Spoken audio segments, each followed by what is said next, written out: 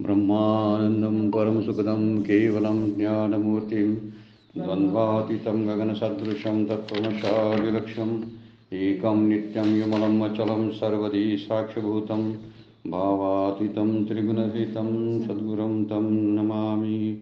नमामि सद्गुरु शान्तं सच्चिदानन्दविग्रहं पूर्णब्रह्मपरानन्दैशम् आनन्दिवल्लभं सद्गुरु सच्चिदानन्दं केवलं करुणाकरं ज्ञानयोगेश्वरं वन्दे ज्ञानदेवापुनापुनः। अलंकापुरी पुण्यभूमि पवित्र तिथे नांदतो ज्ञानराजा सुपात्र तया आठविता महापुण्यराशी। नमस्कार माझा सद्गुरु ज्ञानेश्वरा शृंगी। सर्व संतांना वंदन, सद्गुरूंना वंदन, ज्ञानेश्वर माऊलींना वंदन, आपणा सर्वांना वंदन करून आजच्या चिंतनाला आपण प्रारंभ करतोय। कालच्या चिंतनामध्ये संतुष्टता काय काम करते याचा विचार माऊलींनी 144 ओळीमध्ये केलेला होता। आणि अशाच प्रकारे भाग्यवान असलेल्या अर्जुनाला त्याचा लाभ कसा प्राप्त झाला याचे वर्णन आपण विचारात घेतलं होतं। आणि ते भाग्य अर्जुनाच्या वाट्याला आलेलं आहे, कारण ते भाग्य पारमार्थिक भाग्य होतं। कालच्या चिंतनामध्ये आपण 2 गोष्टीचा विचार केलेला होता, एक सांसारिक भाग्य आणि एक पारमार्थिक भाग्य। सांसारिक भाग्य हे प्रारब्धानं प्राप्त होत असतं, पण पारमार्थिक भाग्यासाठी साधना करावी लागते। श्री गुरूंची कृपा, भगवंताच्या कृपेला आपण पात्र व्हावं लागतं। तसं पारमार्थिक भाग्य अर्जुनाच्या वाट्याला आलेलं होतं। आणि त्यामुळंच अर्जुनाला काही विचारायच्या अगोदरच भगवंत वर्णन करून सांगत होते किंवा ब्रह्मज्ञान सांगायला लागलेले आहेत। याचा विचार आपण काल 144-45 ओळीमध्ये पाहिलेला होता। आम्हाला जोपर्यंत समाधान नसतं तोपर्यंत सुखाची उणीव भासत असते। त्यामुळं खरे समाधान मिळाल्यानंतरच सुख मिळवण्याबद्दलची जी धावाधाव असते ती संपत असते। त्यामुळं समाधान हे फार मोठं एक प्रकारचा फलप्राप्ती पारमार्थिक साधनेमधले आहे। कारण पारमार्थिक साधनेच्या शेवटी प्रसन्नता आणि समाधान लाभायलाच लागतं, नाहीतर काहीतरी उणीव साधनेमध्ये आहे असा त्याचा अर्थ होतो। असा विचार कालच्या चिंतनामध्ये आपण बघितलेला होता। त्यामुळं माऊली म्हणतात, देखा संतोषी एक न जोडे तवची सुखाची सैंग साखडे, मग जोडली या कोणीकडे अपुरे असे। जेव्हा संतुष्टता लाभते तेव्हा सर्व काही मिळाल्यासारखं होतं। तैसा सर्वेश्वर बळिया सेवके, म्हणून ब्रह्मही होतो कौतुके, पर कैसा भारे आतला पिके दैवाचने। पण असा भाग्यवान असलेला अर्जुनाला सहजच तो ब्रह्म होईल, कारण एवढा मोठा सर्वेश्वर आणि समर्थ भगवान श्रीकृष्ण सद्गुरू म्हणून त्याला लाभलेला आहे। अर्जुनाला प्रश्न करण्याची सुद्धा गरज नव्हती, इतकं त्याचं भाग्य उदयास आलेलं होतं। आता आपण पुढच्या ओवीकडे बोलूया। आणखीन वर्णन कसं आहे बघा, 146 नंबरची ओवी। जो जन्म सहस्त्राची यासाठी इंद्रादिकाही महाग भेटे, तो अधीन केतुला किरटी जे बोलही न सारे। म्हणजे प्रश्न विचारण्यापूर्वीच अधीर होऊन भगवंत त्याला उत्तर देत होते। आणि असं भाग्य जे आहे ते कुणाच्याही वाट्याला आलेलं नाही असं वर्णन या ओवीमध्ये केलेलं आहे। हजारो जन्म जरी खर्ची घातले तरी सुद्धा इंद्रादिक आणि ब्रह्मादिक देवांना सुद्धा भगवंताची भेट होणं महाग असतं। महाग भेटी काय म्हणतात, जो जन्म सहस्त्रांची यासाठी, म्हणजे हजारो जन्म जरी घेतले तरी सुद्धा इंद्रादिकांना जो भेटणे दुर्लभ आहे तो श्रीकृष्ण अधीन केतुला किरीटी। अर्जुनाच्या अधीन किती झाला आहे पहा, का तर जे बोलही न साहे, तो प्रश्न सुद्धा करत नाही। प्रश्न न करताच भगवंत त्याचं उत्तर द्यायला लागलेले आहेत। हे अधीन होणं म्हणतात, म्हणजे भगवंताला अधीन करून घेणं ही भक्ताच्या एकूण पारमार्थिक वाटचालीमधलं फार मोठं फलित असतं। आणि जेव्हा भगवंतच प्रसन्न होतात त्यावेळी इथं भगवंत आणि भक्ताचं नातं जे आहे, ही नातं सांगताना माऊली सांगतात की हजारो जन्म जरी प्राप्त झाले, वर्णन आपण बघितलेलं आहे. मनुष्यानां सहस्रेषु, पुढे आता पाहणार आहोत आपण भगवद्गीतेमध्ये. हजारो माणसामध्ये एखाद्याला मिळतं. आणि इथं वर्णन काय केलं आहे, हजारो जन्म, तेही मनुष्याचे, बरं काय, तेही देवादिकांच्याने म्हणलेलं आहे, वर्णन केलेलं आहे. हजारो जन्म जरी घेतले, खर्च घातले, हजारो जन्म खर्च घातले, तरी सुद्धा इंद्रादिकांनाही जो भेटणे दुर्लभ आहे. माणसाचा हजारो जन्म नाही, तर इंद्रादी देवांचे हजारो जन्म जे आहेत, इतक्या देवतांनी जरी हजारो जन्म जरी घेतले, तरी सुद्धा त्यांची भेट होणं फार कठीण आहे. अशी भगवंताची भेट अर्जुनाला झालेली आहे. तो अधीन झालेला आहे. त्यामुळे अर्जुनाला विचारणे त्याला सहन सुद्धा होत. देवादिकांना जो दुर्लभ आहे असा भगवंत अर्जुनाच्या अधीन झालेला आहे. इंद्रादिक त्यांच्या भेटीची इच्छा करतात. योगी लोक त्याची तपस्या करत असतात. हजारो वर्ष तपस्या केलेले योगी लोक आपल्याला बघायला मिळतात, फक्त ईश्वर दर्शनाच्या साठी. फक्त इंद्रादिक देवांना सुद्धा कित्येक जन्म घेऊन त्याची भेट होणार नाही असं वर्णन माऊली करतात. माऊलींचा एक सुंदर अभंग आहे गाथेमध्ये, योगिया दुर्लभ तो म्या देखिला साजनी. फार सुंदर अभंग आहे. योगिया दुर्लभ तो म्या देखिला साजनी, देखिला देखिला ग माये देवांचा देवो, असा तो अभंग आहे. मी मुळात जाऊन पाहण्यासारखा अभंग आहे.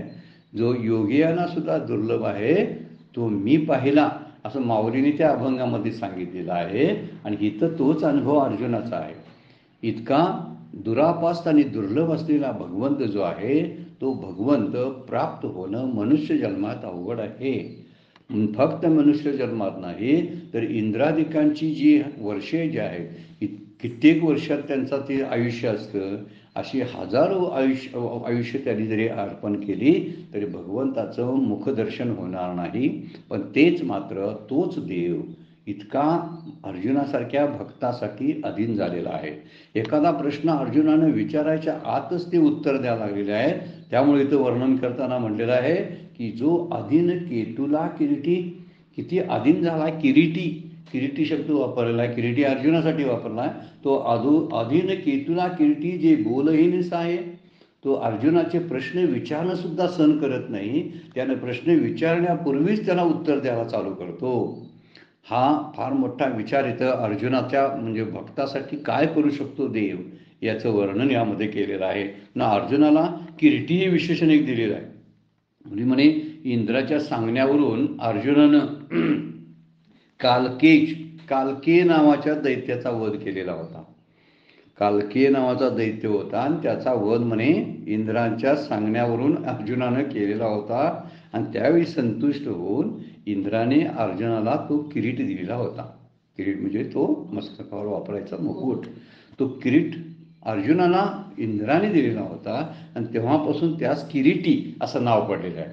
अर्जुनाला बऱ्याच ठिकाणी किरीटी शब्द आला आहे बरं का ज्ञानेश्वरीमध्ये, जो भगवद्गीतेनं वापरलेला नाही परंतु ज्ञानेश्वरीनं वापरलेला आहे. आणि तो किरीटी शब्दाचा अर्थ आहे तो किरीटी, जो किरीट आहे तो किरीट इंद्रानं त्याला युद्धात मदत केली अर्जुनानं, जेव्हा तो स्वर्गात गेलेला होता.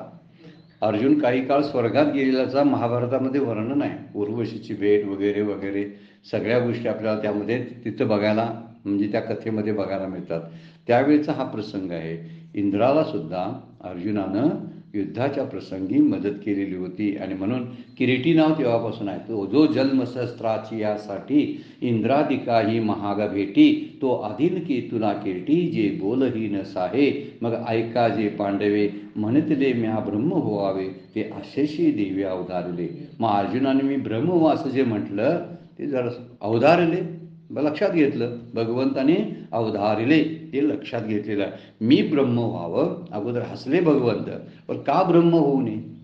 साक्षात परब्रह्मच ज्याच्या अधीन आहे त्या जीवाला ब्रह्म होण्यापासून कोण वाचवणार आहे?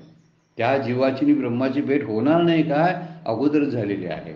आणि त्यामुळे तो अधीन झालेला भगवंत, अधीन झालेलं साक्षात परब्रह्म जे आहे त्या ब्रह्म म्हणजे भगवान श्रीकृष्णाने मी ब्रह्म व्हावं असं जे बोललेला होता ना अर्जुन, ते त्याने ऐकलं. मग ऐका जे पांडवे म्हणतले म्या ब्रह्म व्हावे, ते आशेषही, आशेष म्हणजे सर्व, आशेषही देवे अवधारले, ते ते तैसेच एक विचारले, जे या ब्रह्मत्वाचे डोहळे झाले, परी उदरा वैराग्य आहे आले बुद्धीची. या ज्ञानेश्वर माऊलींचा अलंकार बघा, कसा अलंकार वापरलेला आहे, रूपक कसं केलेलं आहे. तर ते ऐसेच एक विचारले, त्याविषयी असंच एक अनुमान केलेला आहे की याच्या बुद्धीच्या गर्भात वैराग्य आलेलं आहे. गर्भ कुठं आहे? बुद्धीला गर्भाशय म्हणलेला आहे. आणि त्या बुद्धीच्या गर्भामध्ये वैराग्य जन्माला आलेला आहे. आणि म्हणून त्याला डोहाळे कसले लागलेत बघा, ब्रह्म होण्याचे डोहाळे लागलेत. कसे एक प्रकारचं हे केले बघा, कशा कशा उपमा दिलेल्या आहेत माऊलींनी. याच्या बुद्धिरूपी गर्भाशयात वैराग्याचा गर्भ वाढत आहे. कशावरून ओळखवलं?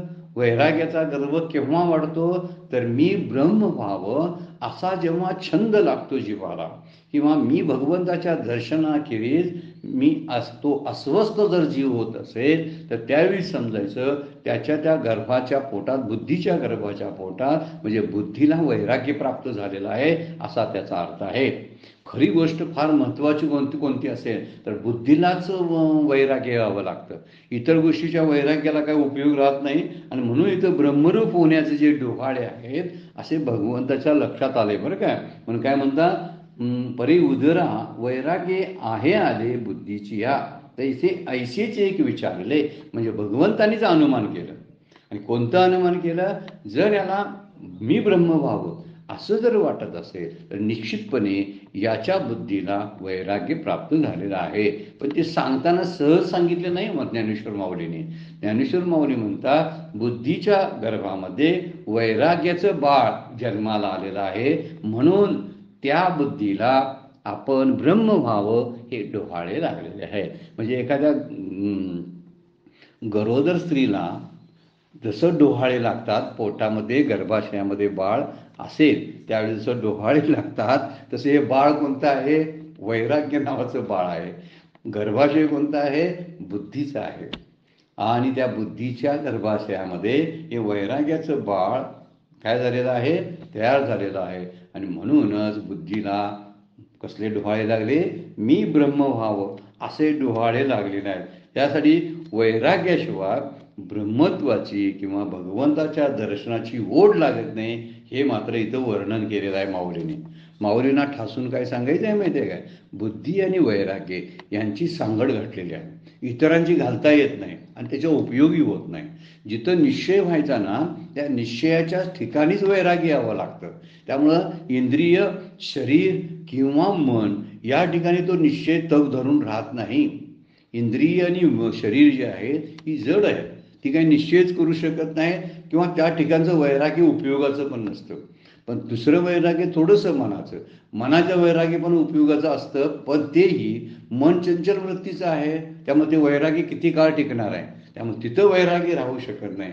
माऊलीने मनाचं वैराग्य असा शब्द वापरला नाही, बुद्धीच्या म्हटलेला शब्द काय म्हटलेला आहे की वैराग्य आहे आले बुद्धीची. या बुद्धीला ते वैराग्य प्राप्त झालेलं आहे, त्यामुळे बुद्धीतच वैराग्य यावं लागतं. शरीराला किंवा इंद्रियाला आणि मनाला ते उपयोगाचं नसतं, कारण शरीर आणि मन निश्चय करण्याची वृत्ती तिथं नसते, बुद्धीच्या ठिकाणी असते. आणि निश्चयात्मक बुद्धी असते, त्यामुळं तिनं केलेला जो निर्णय, घेतलेला निर्णय सहसा बदलत नाही. त्यामुळं अर्जुनाला आता बुद्धीच्याच ठिकाणी वैराग्य आलं, याचा सरळ अर्थ असा आहे, तो आता ब्रह्मरूपच होणार आहे, कारण निश्चय तिथं बुद्धीनं केलेला आहे. त्यामुळं मनाचं वैराग्य असून चालणार नाही. मनाचं वैराग्य हे विक्षेपातून येत असतं, त्यामध्ये चंचलता असते. मनाला चंचल ही मन कृष्णा. बुद्धी कुठं चंचल शब्द असं वापरलेला नसतं बरं काय. मन चंचल असतं. मनाचे सुखदुःख भोगण्याचं ठिकाण मन आहे, कारण ते चंचल आहे त्या ठिकाणी. इथं मात्र खरं आहे, मनाचं वैराग्य चंचल असतं, त्यालाच आपण म्हणतो काहींना वैराग्य प्राप्त होतं, हे सगळं सोडावं वाटतं. त्या ठिकाणी मनाला वैफल्यता आलेली असते, वैफल्यग्रस्ता, किंवा मनातच वैताग निर्माण झालेला असतो. एखाद्या ठराविक घटनेचा परिणाम मनावर झाला की त्याला वाटतं हे संसारातले सगळं दुःखरूप संसार हे सोडून कुठेतरी चढदिशी निघून जावं, असं काही काळच वाटतं. ते मनाला वाटत असते बरं का. त्याला वैराग्य म्हणत नाहीत, म्हणून त्याला शब्द शास्त्राने दिलाय स्मशान वैराग्य. स्मशान वैराग्य शब्दाचाच अर्थ असा आहे की स्मशानात आपण कुणाला तरी पोचवायला गेल्यानंतर आपल्याला आपलं शरीर नाशवंत आहे, ते टिकणार नाही, ते जाणार आहे. जसं मी आता समोरच्या शरीराला दहन करायला लागलोय माझ्या नातलगाला, तसं माझंही शरीर टिकणार नाही. असा काही काळ, काही क्षण स्मशानात असतानाच फक्त ही वृत्ती त्या ठिकाणी उपजलेली असते, ही मनाची वृत्ती. अशा मनाच्या वृत्तीला तिथंच उपजलेल्या स्मशानाच्या ठिकाणी स्मशान वैराग्य म्हणतात. का? स्मशानातून बाहेर आला, तो घरी आला तर घरी त्याला आठवण राहत नाही, म्हणजे ते वैराग्याचा निश्चय नसतो. कारण मन निश्चय करू शकत नाही. कोण करतं? तर बुद्धी. म्हणून माऊली म्हणतात बुद्धीत वैराग्य आलं. हा मुद्दा फार महत्वाचा आहे, कारण बुद्धीचं वैराग्य फार महत्वाचं आहे, म्हणून वनाचं वैराग्य असून चालत नाही. हरिपाठामध्ये फार तुकडा सुंदर आहे. हरी बुद्धी जपे तो नर दुर्लभ. मनाच्या बुद्धीनं नव्हे, मनानं नव्हे बरं काय. मनानं जो हरीचं चिंतन करतो ना तो फार काळ टिकत नाही. म्हणून मनाची उपासना जी आहे ती उपासना भावना प्रधानच राहते, भावनेच्या ठिकाणी राहते, त्याला उपासनाच म्हणतात. ती भक्तीची जागा घेऊ शकत नाही. भक्तीची उपसना हरी बुद्धी जपे तो नर दुर्लभ. दुर्लभ नर असतो तो. अर्जुन हा दुर्लभ नर आहे, कारण त्याच्या बुद्धीनं हरीचा जप. हरी शब्दाचा अर्थ आहे ब्रह्म होण्याची त्याला आता डोहाळे लागलेले आहे. जे ब्रह्म व्हावं, मला भगवंताचं दर्शन व्हावं, आणि त्या दर्शनासाठी त्याची तळमळ आहे. त्याला जाणून घ्यायचा योग काय आहे, त्यामुळं ध्यानाचा प्रकार काय आहे हे त्याला जाणून घ्यायचा आहे. याचा अर्थ त्याला हरी बुद्धी जपे तो नर दुर्लभ हा शब्द लागू पडतो. म्हणून परमार्थ हा निश्चितपणे लक्षात ठेवला पाहिजे, बुद्धीपर्यंतच पोचला पाहिजे. ज्या ठिकाणी ज्यावेळी बुद्धीपणे पोचतो त्यावेळेस तो स्थिर होतो. बुद्धी स्थिर होणं म्हणतात बरं काय. तिथं स्थितप्रज्ञांची लक्षणं सांगितली ना. ज्याची प्रज्ञा स्थिर झाली, प्रज्ञा स्थिर झाली शब्दाचा अर्थ आहे बुद्धी स्थिर झाली. त्या ठिकाणी शास्त्रकारांनी मन स्थिर झालं म्हटलं असतं. मन स्थिर झालं ही त्याला दिलेली शिवीच आहे एक प्रकारची. कारण कधीच ते माकड आहे ना, चंचल ही मन कृष्णा प्रमादी बलवद दृढम, असं शास्त्र जे गीता सांगते आपल्याला, याचा अर्थच असा आहे की मन हे चंचल असतं आणि बुद्धी ही स्थिर असते. म्हणून स्थितप्रज्ञांच्या लक्षणामध्ये प्रज्ञा स्थिर झाली तरच तो जीवनमुक्त होतो. आणि हिचं वर्णन करताना सुद्धा बुद्धीचं वैराग्य जे आहे ते वैराग्य श्रेष्ठ दर्जाचं आहे. कारण खरा परमार्थ रुजण्याचं आणि तो टिकण्याचं दोन गोष्टी जिथं जाऊन स्थिर होतो परमार्थ ती बुद्धीच असावी लागते. ती शरीराच्या ठिकाणी मनाच्या ठिकाणी परमार्थाचं कुठलंही तत्वज्ञान टिकत नाही. म्हणून वैराग्य टिकवण्यासाठी बुद्धीची गरज असते. शरीराचा परमार्थ हा शरीराचा किंवा इंद्रियाने केलेला परमार्थ हा क्रियेचा परमार्थ असतो, क्रियात्मक असतो. शरीराला आपण काहीतरी करतो, डोळ्यानं दर्शन घेतो, कानानं श्रवण करतो, हे क्रियात्मक आहे सगळं. तीर्थयात्रा करतो, पायानं आपण पायी वारी करतो, हे सगळं क्रियात्मक आहे. हा शरीराचा परमार्थ क्रियाप्रधान मानलेला आहे. काही वेळा त्या परमार्थाची थोडीशी वरची पातळी गाठली की मनानं परमार्थ करायला सुरुवात होतं. तो माणूस चिंतनामध्ये घडून जातो, भगवंताच्या रूपाचं ध्यान करायला लागतो. आणि हे ध्यान मनानं काही वेळ करण्याचा तो प्रयत्न करतो. आणि मनाच्या ठिकाणी भावना प्रधानता असते. भावना प्रधानता असल्यामुळं मनाच्या ठिकाणी उपासनाच घडते. म्हणून मनाच्या ठिकाणचा प्रवाह जो परमार्थ आहे तो हळूहळू बुद्धीकडे सरकायला पाहिजे. आणि त्यावेळी तिथं ज्ञान प्रधानता आपल्याला बघायला मिळते. मग शरीराचा परमार्थ हा क्रियाप्रधान असतो, मनाचा परमार्थ हा भावना प्रधान असतो, आणि बुद्धीचा परमार्थ हा ज्ञान प्रधान असतो. परमपूज्य काकांचं हे चिंतन आहे बरं काय. त्यामुळं ज्यावेळी आपण कोणत्या लेवलला जाऊन परमार्थ करतो हा फार महत्त्वाचा प्रश्न आहे. आपण कुठं जाऊन परमार्थ करायला लागलोय हे बघायला पाहिजे. म्हणजे परमार्थची स्थिती जी असते ती कोणत्या ठिकाणी आपली सुरू आहे. ज्या चिंतनाच्या गोष्टी चालू आहेत त्या मनाच्या ठिकाणी आहेत, त्या शरीराच्या ठिकाणी आहेत, त्या बुद्धीच्या ठिकाणी आहेत. म्हणून बुद्धी ही ज्ञानप्रधान असते. त्या ठिकाणी ज्ञान रुजतं, स्थिर होतं. आणि स्थिर झालेलं ज्ञान जीवाला आपणच ब्रह्म आहोत हे जाणून देण्यासाठी उपयोगी पडत असतं. म्हणून बुद्धीचं वैभव जे आहे, बुद्धीचं वैभव अन्य नाही दुजे, एकाकीशी राजे सकळ सिद्धी. फार सुंदर तुकडा हरिपाठातला, ज्ञानदेवांच्या हरिपाठातला तुकडा आहे. बुद्धीचे वैभव अन्य नाही तुझे. म्हणजे खरंच जर वैभव जर भोगायचं असेल ना, भगवंताच्या प्रेमाचा आनंद किंवा ब्रह्मदर्शनाचा आनंद, जरी ब्रह्मदर्शन हा शब्द जरी चुकीचा आहे पण इथं आपण वापरूया भगवंत दर्शन, ईश्वर दर्शनाचा आनंद, ब्रह्म होण्याची जाणीव जी आहे ती जर अनुभवायची असेल तर ती बुद्धीच्या ठिकाणी जाऊन अनुभवावी लागते, जाणावी लागते.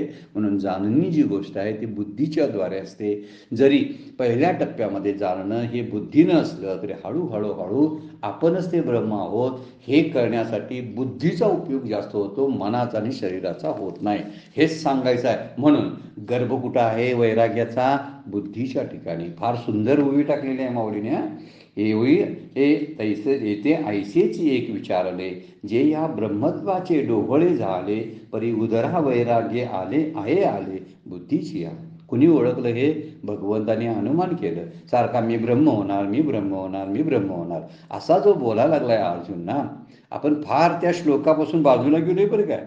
जो श्लोक आपण घेतलेला आहे ना, ती 10-11 नंबरचा श्लोक आहे, तो श्लोकापासून माऊली खूप वेगळं तत्त्वज्ञान सांगायला सुरुवात केलेलं आहे. त्यामुळे अर्जुन आणि श्रीकृष्णाच्या प्रेमाची गोष्ट आणि त्यांच्यात ते संवाद किती गोड आहेत हे ज्ञानेश्वरीतल्या माऊलींच्या ओवीतूनच आपल्याला स्पष्ट होतात. म्हणून तिथं ऐसेच एक विचारले, त्या बुद्धीत गर्भात वैराग्य आलेलं आहे आणि म्हणून याला ब्रह्म डोहाळे लागलेले आहेत. एरवी दिवस तरी अपुरे, परत त्याला जोडून हा ओवी आहे. या दोन्ही ओव्या समान घ्यावे लागतात कारण अपुरे दिवस आहेत म्हणतात बघा. एरवी दिवस तरी या अपुरे, पैरी वैराग्य संतांची, पैरी वैराग्य वसंताची बरे, जे सोहमभाव मोहरे मोडूनी आला. काय म्हणतात बघा, एरवी अर्जुन रूपी जो वृक्ष आहे, आता वृक्ष म्हणलंय बरं का, अर्जुन रूपी जो वृक्ष आहे ना, त्या वृक्षाला ब्रह्मप्राप्तीचं फळ येणार आहे. परंतु ब्रह्मप्राप्तीचं फळ यासाठी काही दिवस जावं लागतात ना. अचानकपणे तसं सगळ्या प्राप्ती तुका म्हणे ते नाही चालत तातडी, प्राप्त काळ घडी आल्या विना. तुकाराम महाराज काय बोलतात सहज बघा, चालत नाही तातडी, तातडी करून चालत नाही. ज्यावेळी परमार्थाला साधनेला आपण सुरुवात करतो हळूहळू ती साधना रुजावी लागते. एखादं बीज जसं जमिनीमध्ये रुजतं आणि त्याला खत पाणी घालावं लागतं, त्याला भोवती त्याच्या कुंपण करावं लागतं, म्हणजे त्याचं गुराढोरापासून संरक्षण करावं लागतं. तसंच त्याला एखाद्या किडीपासून संरक्षण करावं लागतं. तसं संरक्षण करून तो असलेला कोंब, तो अंकुर मोठा होतो, अशी त्याची प्रक्रिया असते. पण हितं वर्णन काय केलंय, डोहाळे लागलेत बुद्धीच्या एक ठिकाणी, पण त्याचे दिवस अपुरे आहेत ना. म्हणजे अपुऱ्या दिवसातला गर्भ आहे तो. म्हणायचा मुद्दा काय आहे, तात्काळ ब्रह्म होण्याची इच्छा व्यक्त करायला लागला, इतक्यात लवकर कसं होईल ते. परंतु परत सांगितलेलं आहे बघा, दिवस तरी अपुरे, परी वैराग्य वसंताची भरे, तरी पण वैराग्य रूपी वसंताचा भर आलेला आहे. त्या वृक्षाला लवकर फळ लागणार नाही, पण त्याच काळात वसंत ऋतू आला ना, आणि वसंतामध्ये लवकर फळं यायला हरकत नाही. आल्यामुळे मी ब्रह्म व्हावे या इच्छेच्या मोहराने तो दाटून आलेला आहे. कोणती इच्छा आहे? मोहर कोणता आलाय बघा, तर मी ब्रह्म व्हावे ही इच्छेचा मोहर आहे. त्याची अर्थता तयार झालेली आहे आणि त्या अर्थतेपोटी तो म्हणतो मी ब्रह्म होणार आहे, मी ब्रह्म व्हावे अशी त्याची इच्छा झालेली आहे. त्यामुळे वैराग्याचा गर्भ वाढण्यास ही परिस्थिती योग्य नाही. दिवस अपुरे आहेत. वर्णन कसं आहे बघा, ती बाळ तरी पूर्ण वाढायला पाहिजे ना, पण तिथं दिवस अपुरे आहेत म्हणतात ते. पण भगवंताची कृपा ज्या ठिकाणी होते, जसं इथं वैराग्याचा वसंत ऋतू जेव्हा सुरू होतो, कडक असं वैराग्य, तीव्र वैराग्य. वसंत शब्द वापरला ना त्यावरून लक्षात येतं तीव्र वैराग्य. वसंत ऋतूमध्ये झाडांना, फुलांना, फळे, फुलं, पानं सगळी पालवी फुटत असते, अगदी काही नसलं तरी येतेच ती. ही वसंताची किमया आहे. आणि तो वसंत कुठला आहे? वैराग्य. वसंत शब्द वापरायचा अर्थ तीव्र वैराग्य. आणि तीव्र वैराग्याच्या म्हणून सोहमभाव मोहरे, सोहमभावाची मोहर फुटलेला आहे. सोहमभाव शब्दाचा अर्थ आहे काय? ते मी आहे, ते ब्रह्म मी आहे, म्हणजे मी ब्रह्म व्हावं. सोहमभाव शब्दाचा अर्थ आहे मी ब्रह्म व्हावं. त्यामुळे वैराग्यरूपी वसंत आणि सोहमभावाचा मोहर असा अर्जुन दाटून आलेला आहे. म्हणजे ब्रह्म होण्याची त्याची इच्छा तीव्र झालेली आहे. कशामुळं? वैराग्यामुळं. कारण वैराग्याचा वसंत ऋतू फुललेला आहे आणि त्यामुळे मोहर याला काही अडचण नाही, म्हणजे आपोआप तो होऊ शकतो असं माऊली बोलतात. हे जाणून आपण का घ्यायला बरं काय? माऊलींच्या सांगण्याच्या ज्या अलंकाराच्या छटा आहेत ना, त्या जाणून घ्यायच्या. आपली बौद्धिक पातळी त्यामुळे वाढते. विचार करून बघा कुठले कुठले दृष्टांत आणि कशी कशी उदाहरण देतात माऊली, हे आपल्या लक्षात यावं लागतं. म्हणून ही प्राप्ती फळी फळता यासी वेळून लगे आता, होय विरुक्तू ऐसा अनंता भरोसा झाला. भरोसा झाला म्हणजे आता खात्री पटली देवाची. ब्रह्मप्राप्तीच्या फळाने आता तो फळ प्राप्त होणारच आहे. म्हणजे ब्रह्मप्राप्तीच्या फळाने सुपरित होण्यास, म्हणजे ब्रह्म होण्यास आता याला वेळ लागणार नाही. येयासी वेळू न लगे आता, आता याला वेळ लागत नाही, कारण हा ब्रह्म होणारच. कारण ज्यावेळी तीव्र वैराग्य निर्माण होतं ना, तर तीव्र वैराग्य ज्यावेळी निर्माण होतं त्यावेळी समजायचं की आता तो ब्रह्मत्वापर्यंत पोहोचणार आहे. वैराग्य हे फार मोठं लक्षण आहे. विवेक आणि वैराग्य इतकेच मोठे असे जाडजूड असे खांब आहेत त्या परमार्थाच्या साधनेतले, किंवा परमार्थ टिकवून ठेवणारे फार मोठे खांब आहेत.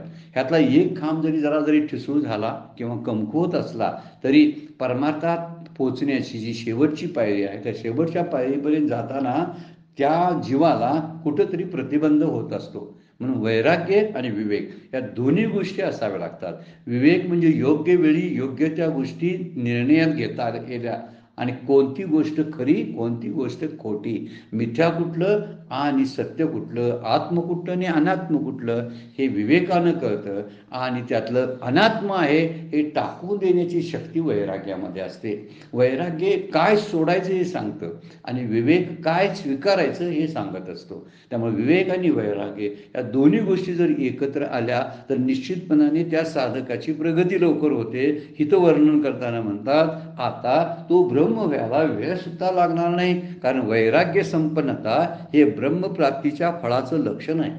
खरं जर वैराग्य असेल ना तर खरंच आता तो ब्रह्म होणार असं दिसायला लागलेलं आहे, असं वर्णन भगवान श्रीकृष्ण करतात. आणि त्यामुळे त्याच्या ते फलद्रूप होण्यास आता वेळ लागणार नाही.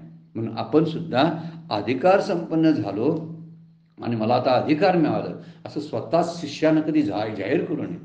ते श्रीगुरूंनी बोलावं, श्रीगुरूंनी म्हणावं की हा अधिकार संपन्न झालेला आहे. इथं भगवान श्रीकृष्ण बोलतात, अर्जुन म्हणत नाही माझा अधिकार आहे. तो म्हणता तू काय बोलला मागच्या वेळी, आपण मागच्या ओवीमध्ये बघितलेलं आहे, ही संतांची लक्षणं मला काही कळली नाहीत, पण अशी लक्षणं धारण करणारे जर सत्पुरुष कोण असतील तर मी त्यांची प्रशंसाच करेन, कारण मला काही कळत नाही. ही लक्षणं माझ्याकडे आहेत का, असा तोच प्रतिप्रश्न भगवंताला विचारतो. याचा अर्थ विचारा लक्षात घेतला तर आपल्याला कळेल की पुन्हा पुन्हा तो भगवंताला शरण आहे, त्यामुळे त्याला त्याच्याकडून सगळं काही प्राप्त होत आहे. याचाच अर्थ इथे सांगितलेला आहे. कारण बरेच वेळा काही शिष्य आपण अधिकार संपन्न झालो, आपण मुक्तीच्या वाटेला लागलेलो आहे, आता आपण थोर झालो, आपण आपल्या गुरुच्या लेवलचे झालो असं म्हणून भ्रमातच जगत असतात. तो एक मोठा भ्रम आहे बरं काय. हा प्रापंचिक भ्रम अज्ञानातून निर्माण होणारा आणि मोहातून निर्माण होणारा तो एक भ्रम. पण इथं काही वेळा मला अधिकार प्राप्त झाला असे स्वयंघोषित मुक्ती, आपली स्वयंघोषित मुक्ती अशी जाहीर करणारी काही मंडळी असतात, त्यांचा मात्र तोटा होतो. तसा गुरुना तो विश्वास पटला पाहिजे. इथं भरोसा कुणाला झाला म्हणतात, भगवंताला अनंता. होय विरुक्तू ऐसा अनंता भरवसा झाला. अनंताला म्हणजे भगवंतालाच खात्री पटलेली आहे की आता हा त्या अधिकारास प्राप्त झालेला आहे. त्यामुळे अनाधिकार्यास, एखादा अनाधिकारी जर असेल तर त्याला किती सांगितलं त्याचा उपयोग होत नाही. पण इथं आता अधिकारी आहे, त्यामुळे बरेच वेळा मला सगळं कळलं असं म्हणणारा स्वतःबद्दल गैरसमजात राहतो. त्यामुळं हे कळलं म्हणायला हे सद्गुरूंनी सांगायला लागतं की तुला कळलेलं आहे ते म्हणून. आता हे कळणं सद्गुरूंच्या तोंडातून यायला पाहिजे. त्यावेळी खऱ्या अर्थात अधिकार संपन्न शिष्य झाला म्हणायला जागा आहे. इथे 150 नंबरच्या ओळीमध्ये भगवान श्रीकृष्ण बोलतात की आत्ता माझी खात्री झालेली आहे की आता याला ज्ञान द्यायला हरकत नाही. म्हणजे जे जे हा अधिष्ठील, म्हणजे जसं तो वागेल आचरण करेल ते आरंभीची या फळेल.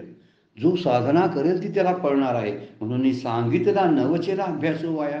त्याला किती अभ्यास सांगितला तर तो वाया जाणार नाही. किती खात्री गुरूंची व्हावी लागते बघा, की आपल्या त्या शिष्याला सांगितलेला अभ्यास हा पूर्ण करेल याची खात्री व्हावी लागते. भगवंताला अर्जुनाविषयीची खात्री निर्माण झालेली आहे. ते म्हणतात निश्चित आता असं जे आहे जे जे हा अधिष्ठील, आता याला दिलेली कोणतीही साधना असेल ती वाया जाणार नाही याची भगवंताला खात्री आहे. म्हणून अभ्यासाला इथं सूक्ष्म बुद्धी लागते, आढळ श्रद्धा लागते आणि भगवंताची किंवा गुरूंची कृपा लागते. 2-3 गोष्टी शिष्यांच्याकडे असणं फार गरजेचं आहे. आणि ह्या गोष्टी नसतील ना तर तो अभ्यास पचला जात नाही. इथं म्हणतात पचण्यासाठी त्याची तयारी झालेली आहे. म्हणून अगोदरच म्हटलेलं आहे सुक्षेत्री पेरणी केलेली आहे. सुक्षेत्र म्हणजे अर्जुनाचं अंतःकरण भुसभुशीत जमीन तयार झाली की ज्या ठिकाणी आत्ता ह्या साधनेचं पारमार्थिक साधनेचं बीज टाकावं असं अंतःकरणाची तयारी झालेली आहे. आणि म्हणून म्हणतात जे जे हा अधिष्ठील, जसं आचरण जो काय करेल ती तीच साधना होईल. तो आरंभीच या फळेल. जी साधना करेल ना ती ह्याला फलद्रूप होणार आहे. कारण ह्याच्याकडे जे गुण आहेत ना ते गुण फार महत्वाचे. कोणते गुण असावे लागतात बघा, सूक्ष्म बुद्धी अभ्यासासाठी लागते. अभ्यास जो आहे, जो पारमार्थिक अभ्यास ज्याला आपण म्हणतो त्याला सूक्ष्म बुद्धी लागते. भगवंतावर श्रीगुरूंच्यावरती अढळ श्रद्धा लागते, शास्त्रावर अढळ श्रद्धा लागते आणि त्याचबरोबर श्रीगुरूंची कृपा किंवा ईश्वराची कृपेची गरज असते. या कृपेखेरीज ती साधना फलद्रूप होत नाही. आता भगवंत स्वतः म्हणतात आता याला जे जे सांगेल, जेवढा जेवढा अभ्यास द्याल तो तो अभ्यास हा पूर्ण करणार आहे. किती खात्री झालेली होती. म्हणून दिलेला अभ्यास व्यवस्थित पूर्ण करणं ही प्रत्येक शिष्याची जबाबदारी असते. त्यामुळं मी माझ्या मनानं अभ्यास करणार, मला वाटतोय तोच मी अभ्यास चालू करणार आहे, मी म्हणतोय तशा पद्धतीनंच मी ध्यानाला बसणार, मी तशा पद्धतीने नाम घेणार. ही स्वबुद्धीवर आपण स्वबुद्धीनं घेतलेले निर्णय जे असतात ते आपल्या साधनेला मारक ठरत असतात. इथं भगवंतच म्हणतात याची सूक्ष्म बुद्धी आहे, अढळ श्रद्धा आहे. त्यामुळे जे जे हे करेल, ज्याचे ज्या साधना जो आचरेल ती सगळी आचरण, त्याचा अभ्यास वाया जाणार नाही. ऐसे विवरोनी श्रीहरी. विवरोनिया म्हणजे विचार करून सगळं विवरण केलं असं विवरोनिया श्रीहरी म्हणितले ती अवसरी. त्यावेळी भगवान श्रीकृष्ण म्हणाले, अवसरी म्हणजे त्यावेळी अर्जुना अवधारी पंतराज, आता सर्व मार्गाचा राज असलेला योग तू ऐक. अवधारी म्हणजे ऐक. पंतराज शब्द काय वापरला बघा, पंतराज सर्व मार्गाचा राजा. पंतराज म्हणजे सगळ्या मार्गाचा राजा कोणता असेल तर हा ध्यान योग आहे. त्यामुळे या ध्यान योगाचा आता तू अनुष्ठान करायच्या पात्रतेचा झाला आहेस. म्हणजे जवळजवळ आता भगवंतानी शेवटचं सर्टिफिकेट दिलेलं आहे. प्रॅक्टिस करायचं आता तुझं शिक्षण पूर्ण झालं. आता तुला पुढचा जो भाग आहे शेवटचा, की ज्यामुळं तू ब्रह्मत्वाला खरंच तुला डोळायला लागलेत ना तर ब्रह्मच हो होता. आणि त्या ब्रह्म होण्यासाठी असणारा मार्ग कोणता असेल तर हा ध्यान मार्ग किंवा योगिक क्रिया ज्या आहेत तो योग सर्व मार्गाचा राजा आहे. आणि त्या सर्व मार्गाच्या राजाचं वर्णन आता इथून पुढे माऊली करायला लागलेले आहे. आता साधारणपणे या पुढच्या ज्या 7-8 ओव्या ज्या आहेत त्या 7-8 ओव्यामधून हे मला वाटतं 153 पासून 160 पर्यंतच्या ओव्या ज्या आहेत या पंथराजाचं म्हणजे या योगिक क्रियेचं वर्णन करायला सुरुवात करतात. फार सुंदर वर्णन केलेलं आहे. आपल्याला जेवढं पचतंय ते आपण घेऊया. अगदी सांगणाराही या मार्गानं कधी गेलेला नाही, मी स्वतः बोलतो. आणि आपल्यापैकी बरेच जण असतील असे की ज्याने अशा योगिक क्रिया केलेल्या नसाव्यात. परमपूज्य काकांनीच कधी असा अट्टहासाने आग्रह धरलेला नाही की या मार्गानं साधना करावी. आपल्या साधनेचा जो आहे मार्ग, तो मार्ग आपल्या नामाचा, ध्यानाचा आणि तत्वचिंतनाचा आहे. आणि त्यामुळं आपण त्याच मार्गाने आपण जायला लागलेलो असतो. हा मार्ग जो आहे की ज्यावेळी त्या काळात नाथसंप्रदायामध्ये या क्रियांचा फार मोठा बोलबाला होता आणि असे शिकवणारे लोक होते आणि असे संसाराचा त्याग करून शिकायला जाणारे शिष्य पण होते.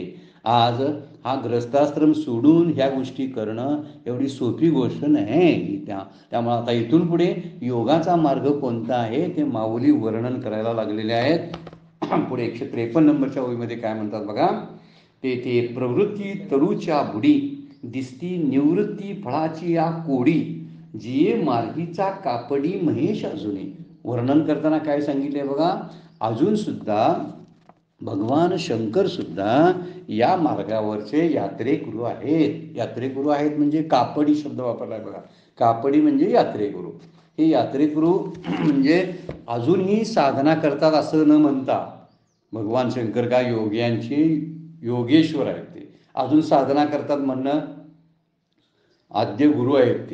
त्या आद्य गुरु अजून साधना करतील का? नाही. पण इथं वर्णन केलंय जे मार्गीचा कापडी महेश अजूनी. आता काय वर्णन करतात? त्या मार्गात निष्काम कर्म, निष्काम भक्ती अशा प्रवृत्तीरूपी वृक्षाच्या बुडाला यमनियमापासून निर्भीड समाधी आणि विधेयमुक्तीपर्यंत निवृत्तीची असंख्य फळे आलेली दिसतात. आणि ज्या मार्गाचे यात्रेकरू भगवान शंकरही आहेत असं वर्णन या ठिकाणी केलेलं आहे. त्यामुळं वर्णन करताना काय केलंय, झाड कोणतं आहे बघा. प्रवृत्तीचं झाड आहे. आणि त्याला फळं कुठली लागलेली आहेत तर निवृत्तीची फळे लागलेली आहे. म्हणजे साधनेला सुरुवात करून निवृत्तीचं फळ म्हणजे मोक्ष ते प्राप्त होणार आहे. झाडाच्या शेंड्याला फळ असतं हा मुद्दा त्या ठिकाणी आहे. म्हणून प्रवृत्ती तरुच्या बुडी म्हणजे तळाला, एखाद्या झाडाच्या शेंड्याला फळ. तसं साधन जे आहे ते उशिरा मिळत असतं. साधनाचं फळ उशिरा मिळत असतं. पण इथं उलटं सांगितलंय. कारण खरं कसं करायला पाहिजे, मुळापासून हळूहळू चढत साधना करत वरती पोचायला पाहिजे आणि मग तिथं फळ प्राप्त होणार. इथं तसं नाही केलं. प्रवृत्तीरूपी बुडालाच ते निवृत्तीरूपी फळ सापडतं म्हणून सांगितलेलं आहे. किती अवघड वर्णन आहे बघा. एखाद्या झाडाच्या शेंड्याला फळ लागतं आणि फळ उशिरा मिळतं. पण इथं प्रवृत्तीच्या झाडालाच बुडापासूनच निवृत्तीची फळे प्राप्त होतात. म्हणजे ज्या साधनाचा आरंभ प्रवृत्तीपासून होतो आणि ज्याचा शेवट निवृत्तीमध्ये होतो अशी ती साधनेची आता प्रक्रिया सुरू होणार आहे. म्हणजे प्रवृत्तीच्या रूपानं म्हणजे शरीर इंद्रिय यांच्याद्वारे जाऊन मन बुद्धी चित्ताच्या द्वारे जाऊन आणि त्याला विलीन करून निवृत्तीरूपी फळ प्राप्त करून घ्यायचं आहे. त्यामुळं कर्मप्रधान योगरूपी वृक्षाच्या मुळाला असं आपण म्हणूया. प्रवृत्तीरूप म्हणजे काय? कर्मप्रधान. ज्या ठिकाणी कर्मप्रधान असते ती प्रवृत्ती आणि ज्या ठिकाणी कर्मसन्यास असतो ती निवृत्ती. आता हे कर्मप्रधान योगरूपी वृक्षाच्या मुळाला आणि पुढे कर्मापासून अलिप्तता प्राप्त करून देणारी म्हणजे मोक्ष प्राप्तीची फळे आहेत. पुढे कर्मसन्यास आहे. पण सुरुवात कर्मातून करावी लागते. आपण 3रा अध्याय 4थ्या अध्यायाचा विचार खूप केलेला आहे बरं काय. कर्माला केवढं महत्त्व भगवंताने दिलेलं आहे गीतेमध्ये ते आपल्याला लक्षात आलेलं आहे. कारण कोणत्याही गोष्टीची सुरुवात ही कर्मानंच होणार आहे. जरी तो मोक्षाकडे जाणार आहे ना तरी मोक्ष प्राप्त करायला कर्मानं मोक्ष मिळत नाही पण कर्माशिवाय मिळत नाही. याचा विचार आपण मागच्या काही चिंतनामधून केलेला आहे. कर्माशिवाय मिळत नाही शब्दाचा अर्थ काहीतरी क्रिया साधना करावीच लागते ना. आणि ती केल्याशिवाय म्हणजे विचार करणं ही सुद्धा कर्मच आहे. मग त्या कर्माच्या द्वारे म्हणजे प्रवृत्तीच्या द्वारे निवृत्तीच्या फळाकडे असणारी ही वाटचाल आहे. म्हणजे कर्मप्रधान साधनेतून कर्मसन्यासाच्या फळापर्यंत आपल्याला पोचायचं आहे असं वर्णन माऊली या ओळीमध्ये करतात. पण हे भगवान शंकर सुद्धा या मार्गाचे अजून यात्रेकरू आहेत, म्हणजे हे त्यांचं श्रेष्ठत्व सांगितलेलं आहे. कशाचं श्रेष्ठत्व?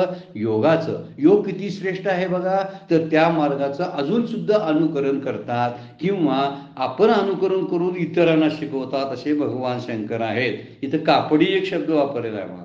पूर्वी अशी एक पद्धत असायची की काशीची कावड ही रामेश्वरला घेऊन जायची आणि रामेश्वरची काशीला घेऊन जायची आणि हे घेऊन येणाऱ्याला कापडी म्हणत. कापडी म्हणजे यात्रेकरू. इथं शब्द वापरला बघा, जे मार्गीचा कापडी महेश अजूनी. महेश शब्द भगवान शंकरांसाठी वापरलेला आहे. आद्य गुरु आपण ज्याला आपण म्हणतो. म्हणून भगवान शंकरांनी हा योग मार्ग अवलंबला म्हणूनच तो पंथराज आहे. बरं काय, वरच्या ओवीत पंथराज शब्द वापरलेला आहे. योगाला पंथराज म्हणतात, ध्यान योगाला.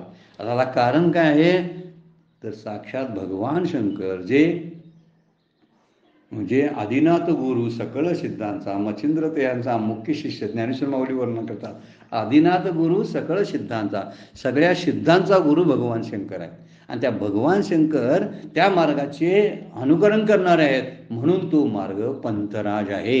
मगाशी पंथराज शब्द वापरला ना, तो त्यासाठी वापरलेला आहे. तर या पंथराजाचं वर्णन करणारा हा शब्द आहे. इथं निष्काम कर्म वर्णन वगैरे खंदारकर महाराजांच्या ज्ञानेश्वरीमध्ये एक वेगळ्या प्रकारचं वर्णन आपल्याला बघायला मिळतं. आपण खंदारकरची ज्ञानेश्वरी, साखरे महाराजांची ज्ञानेश्वरी आणि भावार्थ ज्ञानेश्वरी म्हणून एक आष्टेकर म्हणून लेखक आहेत, त्यांची जुनी एक ज्ञानेश्वरी आहे. त्या ज्ञानेश्वरीचा एक 2-3 ज्ञानेश्वरीचा त्याच्या अर्थाचा विचार, भावार्थाचा विचार करून आपण बोलतोय. आपण इथं आपलं हे चिंतन मांडत असतोय. ही फक्त खंदारकर महाराजांची ज्ञानेश्वरी ही मुख्य ज्ञानेश्वरी म्हणून आपण वापरतोय, परंतु त्याला संदर्भ म्हणून आणखीन 2-3 ज्ञानेश्वरीमध्ये जे कोणते अर्थ दिलेले आहेत त्याचा विचार आपण करतोय. बरं काय, हळूहळू थोडा थोडा. म्हणजे इथं वर्णन करताना सांगितलेलं आहे निष्काम कर्म, निष्काम भक्ती, जरा कठीण अर्थ दिलेला आहे. आपल्याला बघायला मिळालं तर तुम्ही वाचून बघू शकता त्यामध्ये. तर या ठिकाणी अजून सुद्धा भगवान शंकर या मार्गाचे अवलंबन करतात. अजून आपण अशाच ओव्या या योगासंदर्भी बोलणार आहोत, आपण ऐकणार आहोत. आपल्याला कंटाळा येण्याची शक्यताही आहेच, पण ऐकून घ्यावं, कारण ज्ञानेश्वरी आपण पूर्ण केली असं एक सर्टिफिकेट आपल्याला मिळू देत परमपूज्य काकांच्याकडून. म्हणजे त्याच दृष्टीनं आपण असा विचार चालू आहे. तर असा विचार करत आपण कुठलीही ओवी सोडायची नाही, ओवीतला कुठलाही शब्द सोडायचा नाही. अशा 9000 ओवीपर्यंत जायचं ठरवलेलं आहे. हा संकल्प शिवगड परिवाराचा आहे, परमपूज्य काकांचा आहे. त्यामुळं जाईल, तडीस जाईल असा विचार आहे आणि तो त्याच पद्धतीनं आपण करत जाणार आहोत. कंटाळायचं नाही असं पुन्हा एकदा बोलतो. आजच्याच सेवेला, चिंतनाला विराम घेऊया. पुंडलिक वरदा हरी विठ्ठल श्री ज्ञानदेव तुकाराम.